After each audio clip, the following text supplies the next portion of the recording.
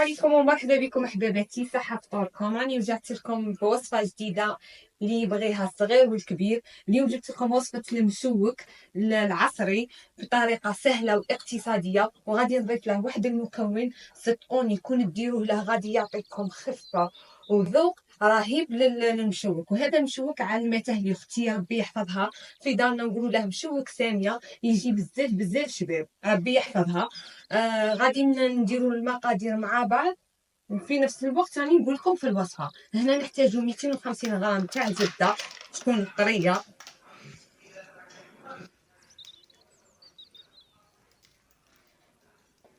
نحتاجوا نص كيس تاع سكر كلاصي نغربلوه،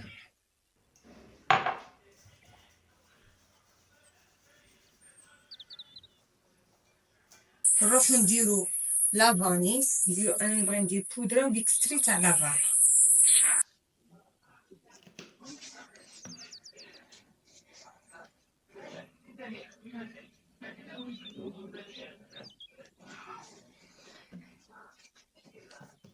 نحتاجو ثاني 4 حبات بيض، نحتاجو فيها 2 كومبلي و2 صفار.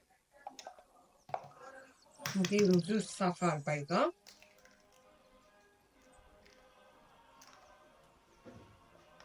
في البياض نحتفظوا به باش نرمدو به المشوك تاعنا. 2 صفار و2 حبات كومبلي.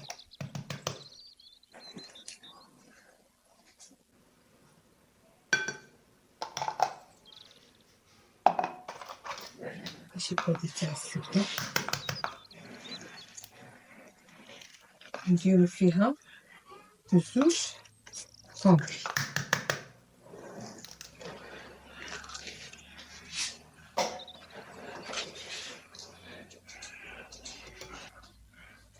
في هذه المرحله لازم نخلطوا البيض والسكر والزبده، لازم يتجانس ويدير لنا كريمه تجيكم بنه ولا اروع. نقول لكم ما تنساونيش بالجيم والبارطاج وتفعيل الجرس باش يوصلكم كاع الجديد تاعي. واللي اول مره راه يشوف في قناتي نقول له مرحبا بك، ما عليك غير تشارك في قناتي وما غاديش تندم على القناه المطبخ الاقتصادي العائلي اللي راها تجيب لكم وصفات وتشارككم خطوات الوصفه خطوه بخطوه، وراني نعطيكم نصائح والوصفه من قلبي. هنا صايره جان السكر مع البيض والزبده. غادي نروحو نديرو كاس كاوكاو مرحي، هنايا حمصته ورحيته.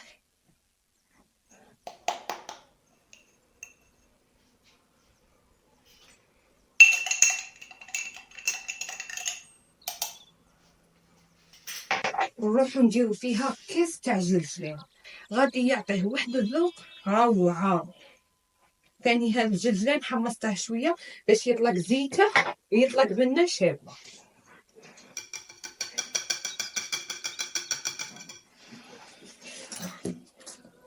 نخلطو كاع هاد المكونات مع بعض.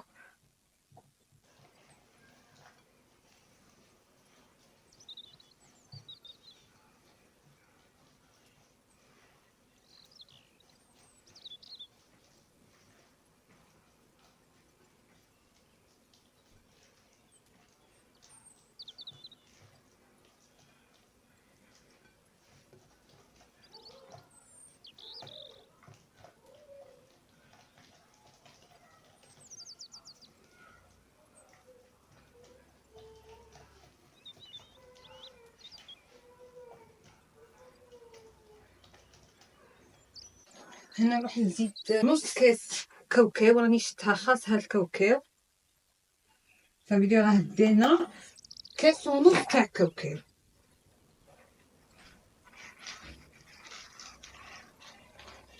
باش يجينا بنين.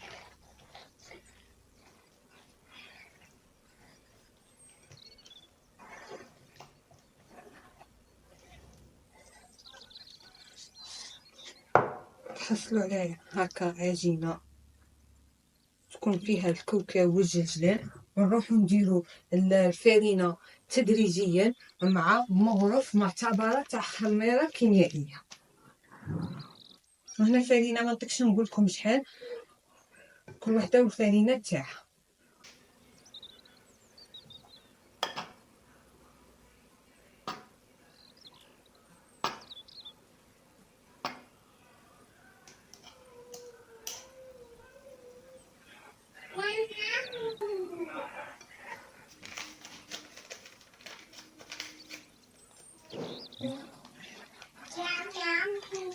هاكا مغرف صغيرة تاع قهوة خميرة كيميائية.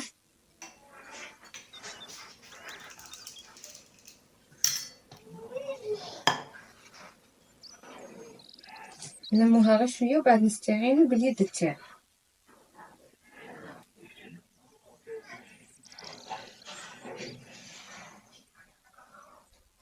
والكاطو راكم عارفينه غير يتلم ما يتعجنش.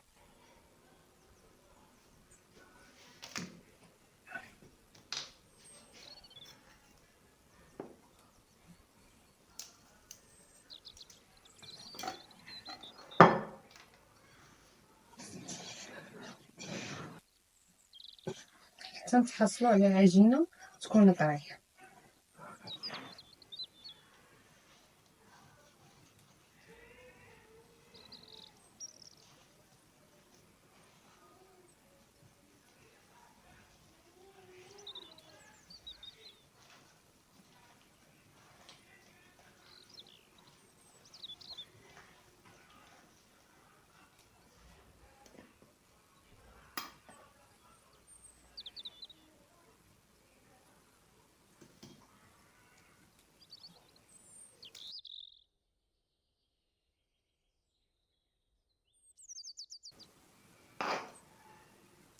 نروحو نديرو الفرينة تدريجيا حتى تلملنا العجينة، تحصلوا على عجينة طرية ما لازمش تكون خشينة يابسة،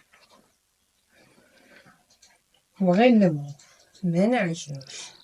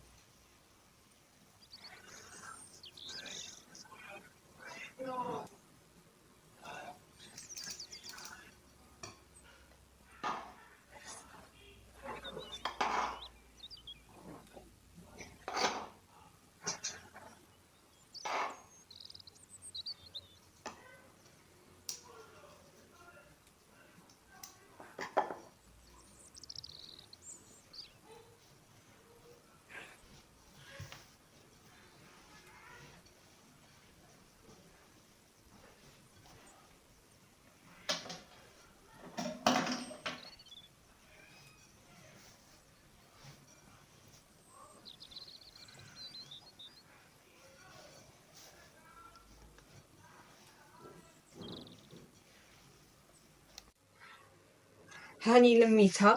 وباش تعرفوا القوام تاع العجينه تاعكم ما ديروهاش باليد اللي كنتو تخدموا بها، باليد اللي ما كنتوش تخدموا بها باش تعرفوا النتيجه، خاطر هذه تغلطكم يكون فيها هذوك الزوائد وتقعد تتلصق. هنا لازم تكون طريه. غادي نديرها في ساشيه ونرش لي كيسات في البلا. رانا شلنا العجينه مع بعض، غادي نروحو نوزنوها. واللي ما عندهاش ميزان دير كيف هنايا 27.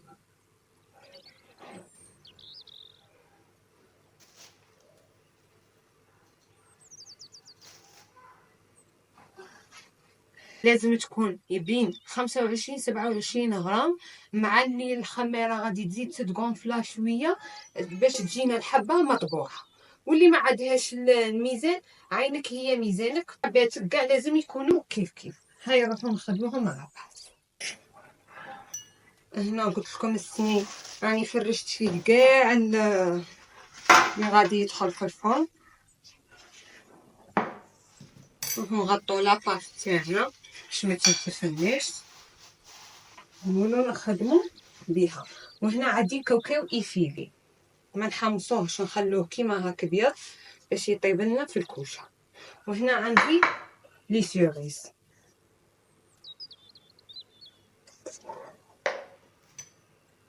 نروحو نرمدوها في البيض. البيض داك اللي قعد لنا من 2 حبات، ونروحو نديروها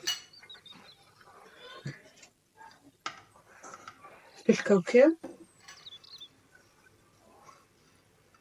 حاولوا كيفاه نلصقوها هكا.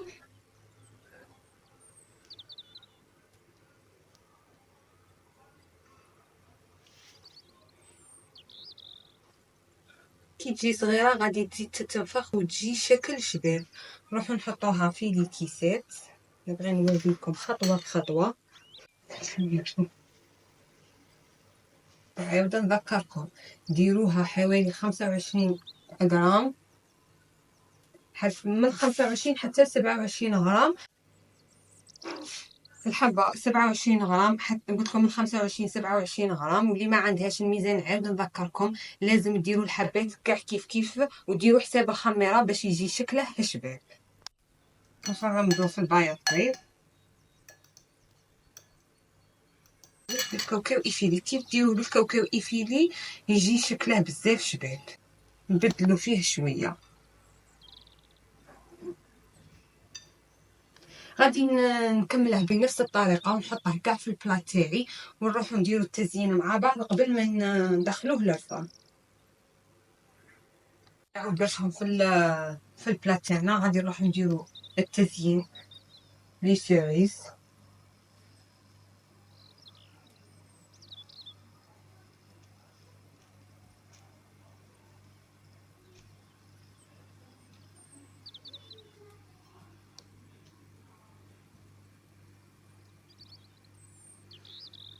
وتقدري ديري مكسرات ولا كاش حاجه.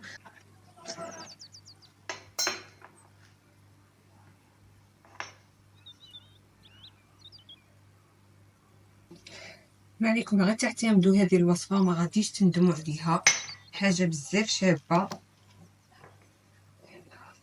سورتو نقول لكم الجلجلان يعطيه وصفه ذوق ما عندي ما نحكي لكم.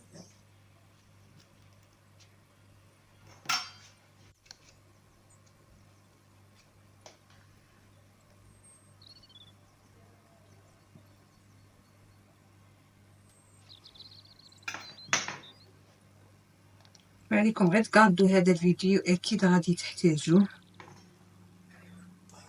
بارطاجوه مع صحاباتكم. لي سيريز تاوعنا حب الملوك المجفف، نروحو نقطعوهم مربعات صغار ونديرو لهم في التزيين. والتزيين قلت لكم يبقى اختياري. اللي ما مش متوفر عندها سيريز حب الملوك، تنجم دير الكاوكاو ولا اي مكسرات هي صح في العجينه وفي المكونات تاع العجينه. كي تنكهيها وديري لها داك الجلجلان اللي يعطيها ذوق شباب. هنايا رانا زينا كاع مع بعض، درنا السيريز. راه الفرن مشعول على درجة 180. غادي نحمروه غير من تحت ينشف لنا داك البيض ونخرجوه مع بعض. هنا رانا خرجناه بعد ما قلعت. باش نعطيكم نصيحه كيفاه تعرفوه يطيب، كاين بزاف ما يعرفش كيفاه يطيب حتى يبسه. غير ترفدي شويه من الكيسات تصيبيه احمر من تحت راه طاب. غير ينشف لنا غير داك البيض مع الكاوكاو والجلجلان ما عندنا عليه نطيبوه. وهنايا رانا عندنا العسل بارد وهو حامي، نروحو نسقوه.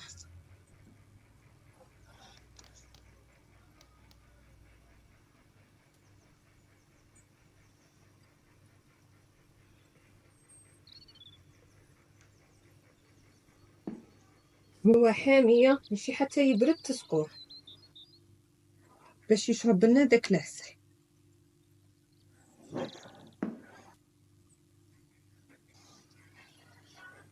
كاين هادو الصوالح هادو يتشربوا مع القهوه كيما صابلي سيك هذاك السامبل. حتى ان شاء الله نخدمها معكم. انا ما يخطيش طاولتي تاع العيد.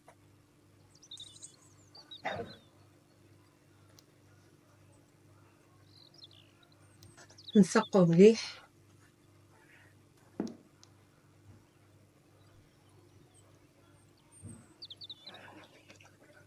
كاع يشرب هذاك العسل باش يجينا نهار ناكلو الحبه تجي شاربه، متجيناش ناشفه.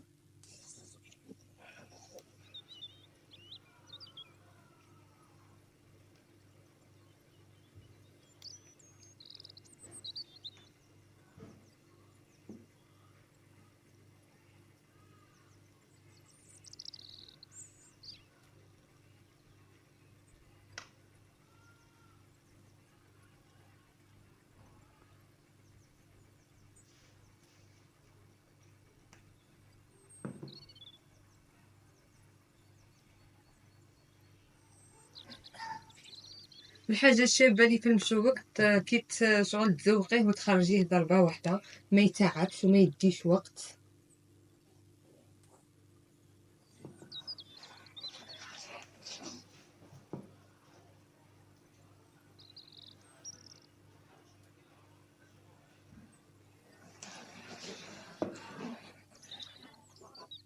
لازم ديروا له العسل مليح خاطر راه يشرب.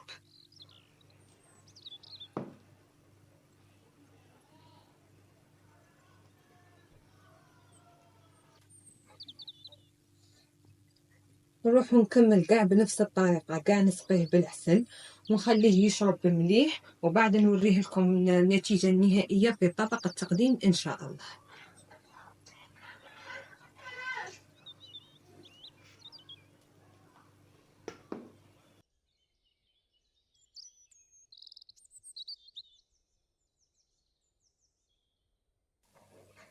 راني جات لكم بعد ما برد المشوك تاعنا، المشوك الاقتصادي بحله جديده. درت له المكون اللي يعطيه نكهه شابه، وقلت لكم جربوا هذا المشوك ونساو القديم تاعكم، ما غاديش تندموا. ان شاء الله تكون عجبتكم الوصفه. وقبل ما نفارقكم في هذا الفيديو غادي نوريكم النتيجه النهائيه تاع المشوك تاعي. كما عودتكم دائما نوري لكم النتيجه النهائيه، غادي نشوفوها مع بعض.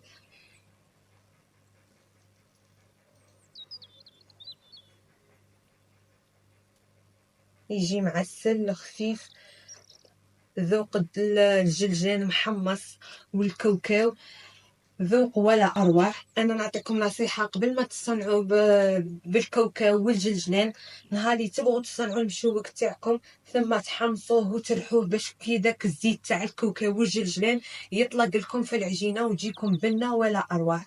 نقولكم ما تنساونيش بالجيم والبارطاج وتفعيل الجرس باش يوصلكم كاع جديد تاعي. واللي اول مره راه يشوف في قناتي نقول له مرحبا بك، ما عليك غير تشارك في قناتي وما غاديش تندم على القناه المطبخ الاقتصادي العائلي اللي راها تجيب لكم وصفات وتشارككم خطوات الوصفه خطوه بخطوه. راني نعطيكم نصائح والوصفه من قلبي. ونقولكم الى اللقاء في الملتقى في فيديو جديد ان شاء الله.